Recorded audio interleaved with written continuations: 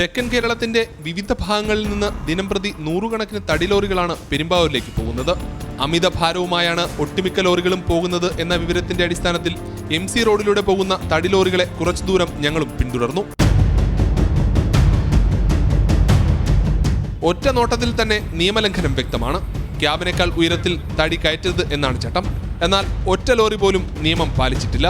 വാഹനത്തിന്റെ ഭാരമടക്കം 17 ടണ്ണിൽ കൂടാൻ പാടില്ലെന്ന് നിയമം നിഷ്കർഷിക്കുന്നു. അതായത് വാഹനത്തിന്റെ ഭാരം കുറച്ചാൽ പരമാവധി കയറ്റാവുന്നത് 10 ടൺ. എന്നാൽ ഓരോ ലോറിയിലും ശരാശരി 23 ടൺ വരെ കൊണ്ടുപോകുന്നു. അനുവദനീയമായതിലും ഇരട്ടിയിലേറെ.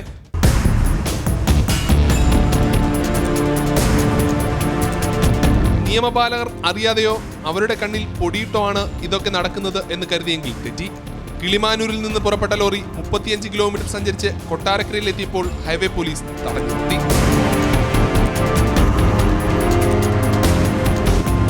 റോഡ് സൈഡിലേക്ക് നിർത്തിയ ലോറിയിൽ നിന്ന് ക്ലീനർ പോലീസ് വാഹനത്തിനടുത്തേക്ക് പോയി.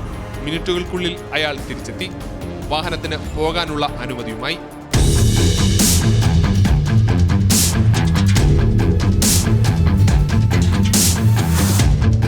25 കിലോമീറ്റർ കൂടി സഞ്ചരിച്ച് അടൂരിലെത്തിയാൽ അവിടെ കാത്തു നിൽക്കുന്നത് മോട്ടോർ വാഹന വകുപ്പ് ഉദ്യോഗസ്ഥർ.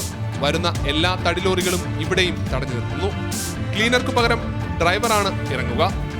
രേഖകളും കയ്യിൽ കുറച്ച് നോട്ടുമായി ഡ്രൈവർ ഉദ്യോഗസ്ഥർക്കടുത്തേക്ക് പോകുന്നു. യാതൊരു തടസ്സവുമില്ലാതെ അവിടെ നിന്നും ലോറികൾക്ക് യാത്ര തുടരാം. ഇനി ഒരു ഡ്രൈവർക്ക് പറയാനുള്ളത് കൂടി കേൾക്കുക. 10 ടണ്ണിൽ താഴെയാണ് അതിൻ്റെ പെർമിറ്റ് എന്ന് പറഞ്ഞു കഴിഞ്ഞാൽ.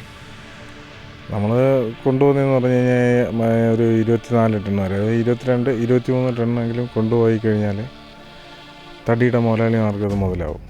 അപകടത്തെപ്പറ്റി മറ്റാരെക്കാളും ബോധവാന്മാരാണ് ഇവർ. ഒരു നിമിഷം നമ്മൾ കണ്ണ് റോഡിൽ നിന്ന് പാളിപ്പോയി കഴിഞ്ഞാൽ വണ്ടി കയ്യിൽ നിന്നും പോകത്തക്ക രീതിയിലായിരിക്കും. ഏതു നിമിഷവും അപകടം പ്രതീക്ഷിച്ച് രാത്രികാലങ്ങളിൽ തടിലോറികൾ ഓടിക്കൊണ്ടേയിരിക്കുന്നു. അപകടങ്ങൾക്ക് ശേഷം മാത്രം നിയമലംഘനത്തെപ്പറ്റി ബോധവാന്മാരാകുന്ന അധികാരികളോട് നഷ്ടപരിഹാര തുകകൾ കൊണ്ടോ നിയമ നടപടികൾ കൊണ്ടോ തിരികെ നൽകാവുന്നതല്ല നഷ്ടപ്പെട്ടു പോകുന്ന ജീവനുകൾ. ക്യാമറമാൻ വിഷ്ണു പ്രസാദിനൊപ്പം അരുൺ ഗോവിന്ദകുർ, മാതൃഭൂമി ന്യൂസ്.